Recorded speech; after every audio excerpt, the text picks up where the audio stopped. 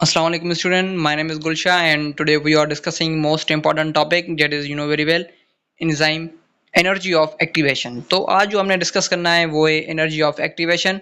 तो हमने डिस्कस किया लॉक एंड की मॉडल को एंड इंड्यूस फिट मॉडल को भी। तो आज जो हमने डिस्कस करना है वो है enzyme activities and enzyme of activation. तो एक्टिवेशन एंजाइम क्या होती है कि एंजाइम जो है वो अपने मदार में काम करता है एंड जो भी उसके बाद जो है उसकी जो एक्टिवेशन एनर्जी है वो कम होती है तो एंजाइम ज़्यादा काम करता है। एज उसकी एक्टिवेशन एनर्जी ज़्यादा होती है तो एंजाइम काम स्लो करता है, उसको ही हम एनर्जी ऑफ एक्टिवेशन कहते हैं। आपको बात समझ में आ गई? फर्दर हमको उसको डिस्कस करते हैं। आप घबराओ नहीं कि सर ने इतना बस कम बता दिया कि नहीं, पर लेकिन कॉन्सेप्ट जो मैंने पहले बता दिया आपको कि एंजाइम का उसकी एनर्जी को डिक्रीजिंग इंक्रीजिंग, तो यही कॉन्सेप्ट है एनर्जी ऑफ एक्टिवेशन का। तो फिर भी हमने पढ़ना है। ओके, पढ़ते हैं।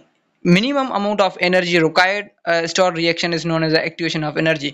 तो एंजाइम को जो है वो एनर्जी ऑफ एक्टिवेशन मिनिमम चाहिए तो वो फुल काम एज अ हायर एनर्जी तक जो है वो एंजाइम काम करता है। जब उसको मिनिमम एक्टिवेशन ऑफ एनर्जी चाहती होगी तो वो एज अ मोर स्टेबल काम करता है।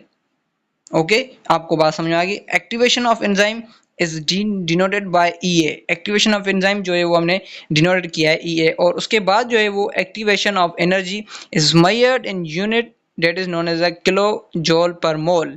एंड किलो जूल पर मोल जो है वो एंजाइम एक्टिविटी का यूनिट है जिसको हम मेजर करते हैं। उसके बाद in non living things that is renewable heat is used to energy in the form of activation। जो वे एंजाइम में जो नॉन लिविंग थिंग्स में जो activation enzyme as a use होती है in the form of heat. उसके बाद ये इंक्रीज होती है उसकी मोमेंटम ऑफ मॉलिक्यूल। तो मॉलिक्यूल की मूवमेंट जो होती है वो इंक्रीज हो जाती है in the non living things में। जब वो उसको हम हीट करते हैं तो नॉन लिविंग थिंग्स में जो उसकी मूवमेंट होती है वो इंक्रीज हो जाती है, नहीं के लिविंग थिंग्स में, as a non living things में। ओके, ये आपको बात याद करना होगा। उसके बाद however a living organism he cannot by used in because many denature and protein of system। Okay, बात आपको समझ आ गई? उसके बाद जो है वो एक्टिवेशन एनर्जी यहाँ पर दिया गया है कि यहाँ तक समझो कि एक्टिवेशन एनर्जी में विदाउट एन एंजाइम, यहाँ पर दिया गया है कि विदाउट एन एंजाइम जो है उसकी एक्टिवेशन एनर्जी ज़्यादा है।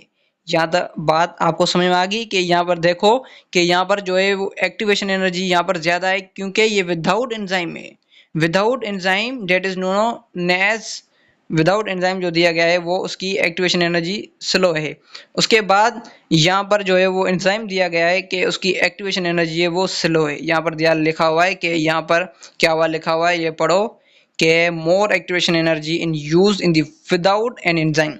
यहाँ पर विदाउट एंजाइम है उसके उसमें मोर एक्टिवेशन एनर्जी है, और यहाँ पर जो है वो स्लो एक्टिवेशन एनर्जी है। तो ये एंजाइम यहाँ पर एड है विथ एन एंजाइम। तो यहाँ पर जो एंजाइम है लो एक्टिवेशन एनर्जी है, यहाँ पर बहुत हायर रिएक्शन होता है, और यहाँ पर जो है more activation energy less activity of enzyme, less reaction of an enzyme. Okay, rate of reaction यहाँ पर ज़्यादा होगा, यहाँ पर रेट ऑफ रिएक्शन का ऑफ एंजाइम इज लेस।